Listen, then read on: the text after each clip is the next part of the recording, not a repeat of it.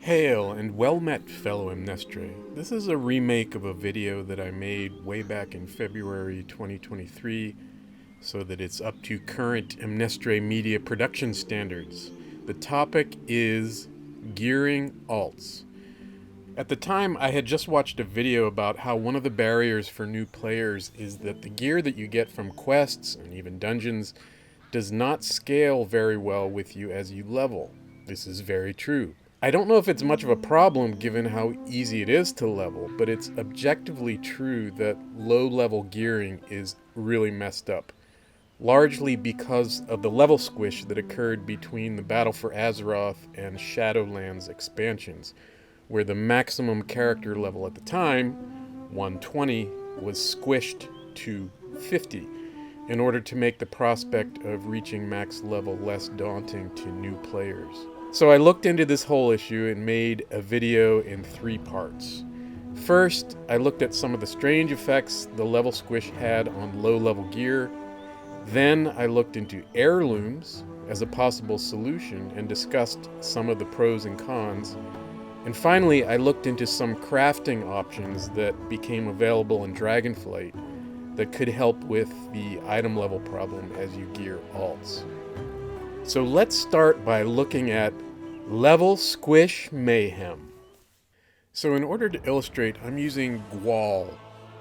Wave for the camera, Gwal. Nice. So I'm using Gwal because... Wait, what's happening? Oh, it must be the full moon. So I'm using Gwal because he's the perfect illustration of the level squish problem. He's sort of frozen in time.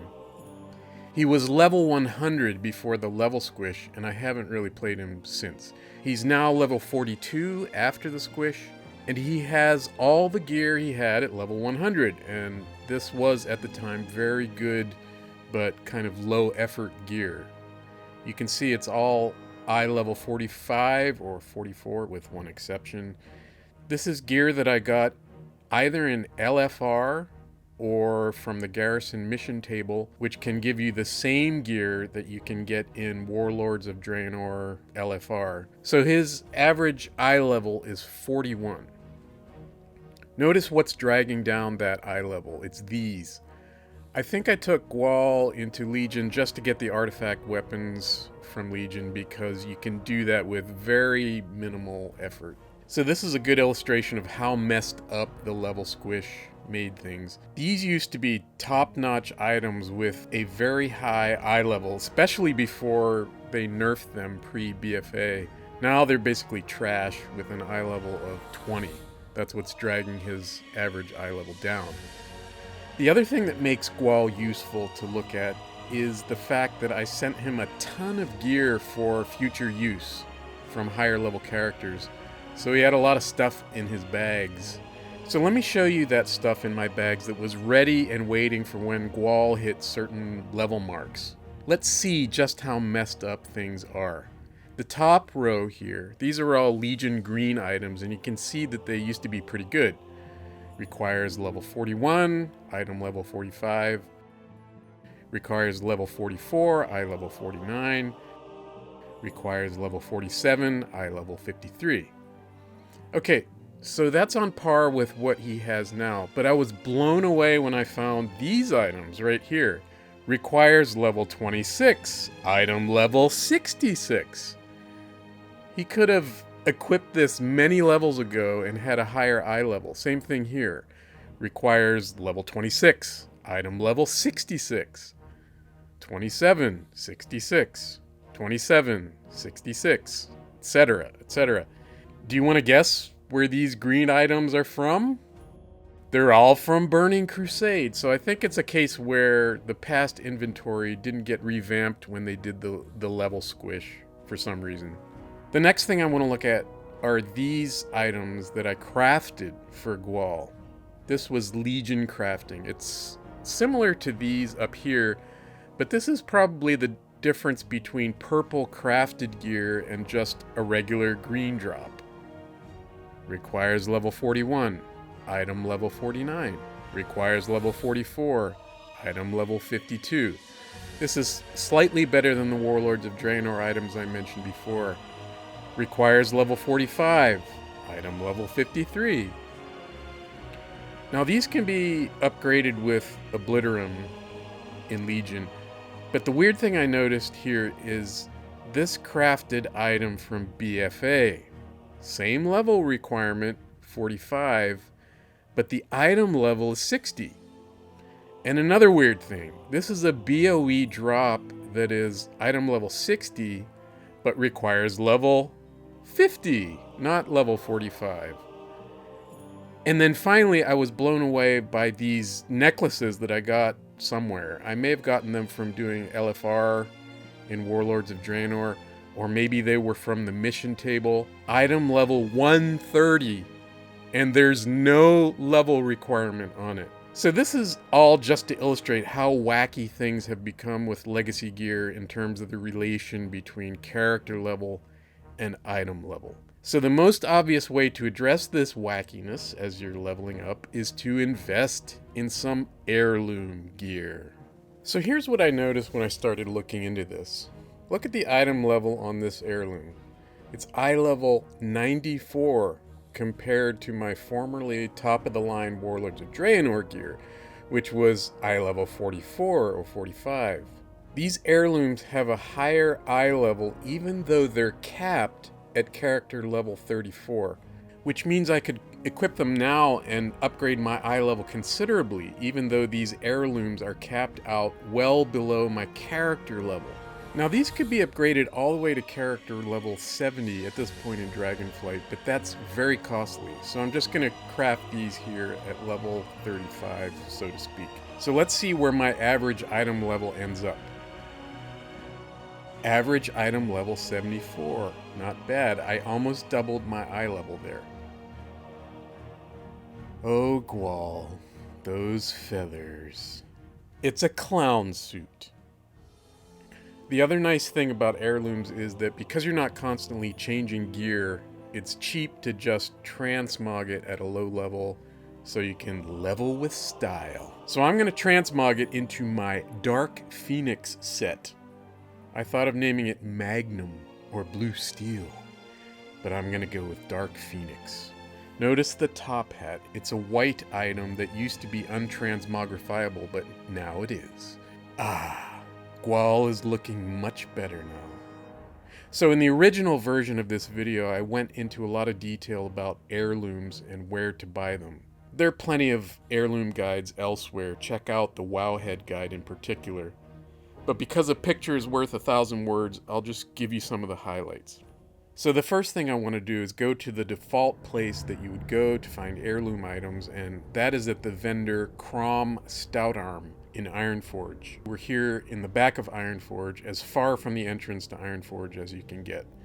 Crom Stoutarm is the default place to buy both the base items and the upgrades if you want to buy them with gold. The corresponding heirloom vendor on the Horde side is Estelle Gendry in Orgrimmar, shown here. What now? You can see here how costly it is to buy these things with gold. 750, 1500, 3000, 7500, 7500. This becomes very costly very quick. You can expect to pay close to 150,000 gold if you buy a full suite of heirlooms and upgrade them all the way to level 60. Plus, you have to consider that you need to acquire separate sets for cloth, leather, mail, and plate wearers. So my advice would be to consider this a long-term investment. I've been working on building up my heirloom collection for years, and I still don't have a full suite for all armor types. Here's an October 2023 addendum. At the time I captured this video, the level cap for these heirlooms was 60, but with patch 10.1, the cap on the heirloom items went all the way up to 70, as shown here. So if you have lots of gold to throw away, you can ride heirlooms to max level. The other thing to say is that you can and should use other currencies to build up your collection of heirlooms.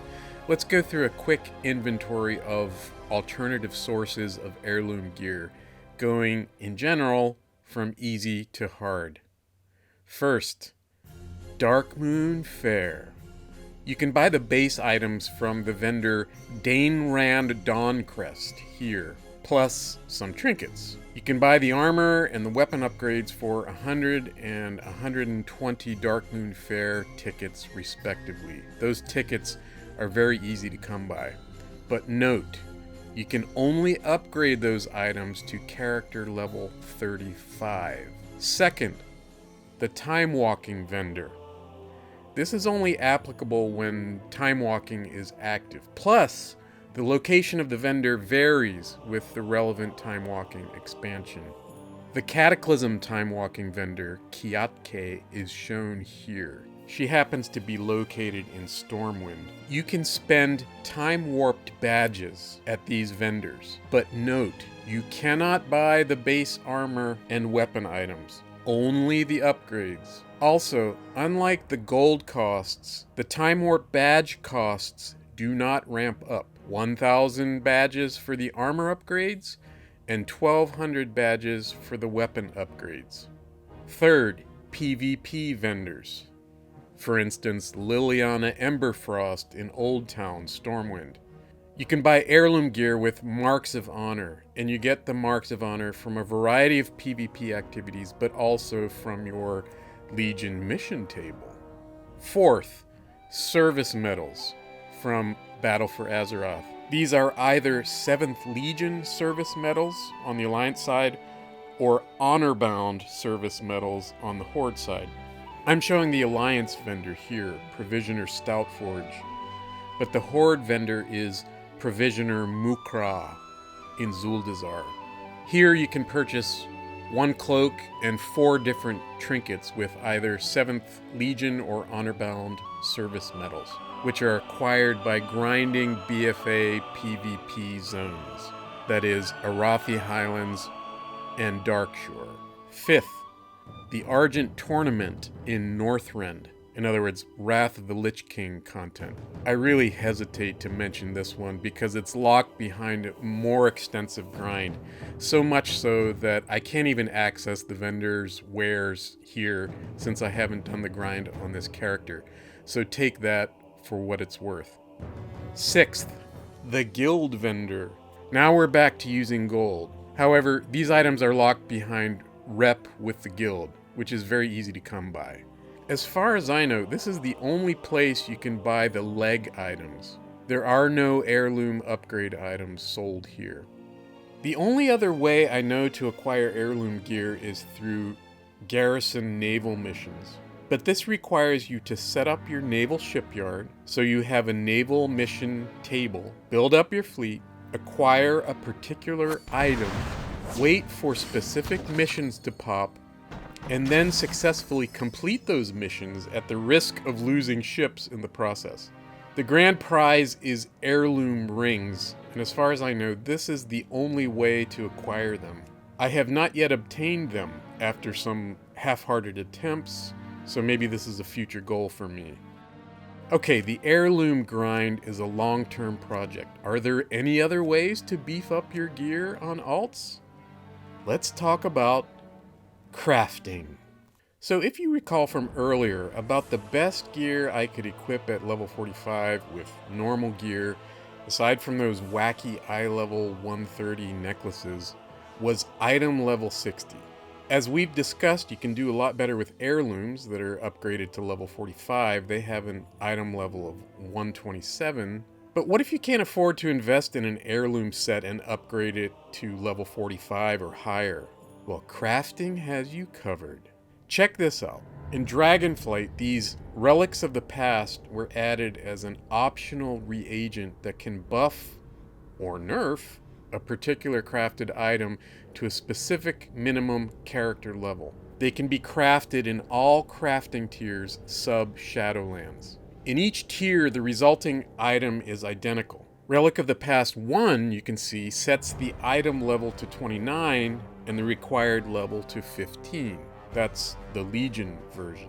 Draenor version, same thing, 29, 15. The only thing that's changing is the mats required. One thing that is constant is this mat, the curing salts. And the number of curing salts you need ramps up as the level of the relic increases.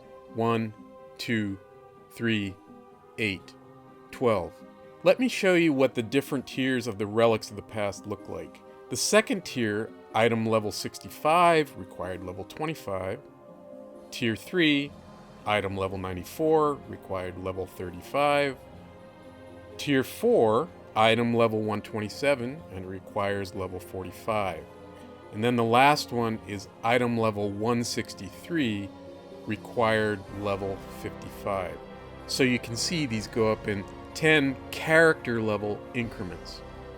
So I did a little experiment earlier. I went back to the classic tier of crafting to find the lowest level item I could make, and it's this embossed leather vest. Requires level 3 to equip, and it's item level 6. Notice this slot for optional reagent. That's where you put your relic of the past. I don't have any right now because I used them all, but if you had some available, that's where you could see where you could add it. Notice that while many recipes can utilize the relic of the past, not all can. Look at the red dragon scale breastplate. Nope. Black dragon scale breastplate. Nope. However, for the green one, you can use a relic of the past. So what I did was, I crafted an embossed leather vest, again, the lowest possible item I could make using the relic, using Relic of the Past 5. And then, the highest crafting tier possible, which is Cultiran. This requires level 45, item level 52. And I also threw into the mix a blue quality item from Legion, this Warhide Jerkin. Requires level 40, item level 46, just to see what would result. And this is what came out. So the embossed leather vest that in its original form required level 3 and was item level 6 is now this. Requires level 55, item level 163, and this is as expected. What's interesting here is that because the original pattern only had stamina on it, that's the only stat on here, but then if I compare it to the Legion and the Cultiran patterns, which had other stats on them, those stats were passed to the resulting item. But the stamina is the same on all the resulting items. Look, 62, 62. Because agility wasn't present on the Lobby item, it was not passed to the resulting item when the relic was applied. But otherwise, it's what we would expect. Item level 163 requires level 55. Exact same thing with this Cultiran item except for the mix of secondary stats. The primary stats are the same. So the upshot of this is that if you don't want to bother with heirlooms, you could craft, or have a guildie craft, or buy on the auction house, gear crafted with these relics of the past at 10 character level increments, so that you have gear that will carry you all the way to 60 in the Dragon Isles, or even 70 at this point. And I assume Blizz will add new tiers of these relics of the past with each expansion, as they've done with the heirlooms, to keep them relevant. That's about it. I hope this has been informative as you work on gearing your alts. Be sure to do all the like and subscribe-y things. Peace out.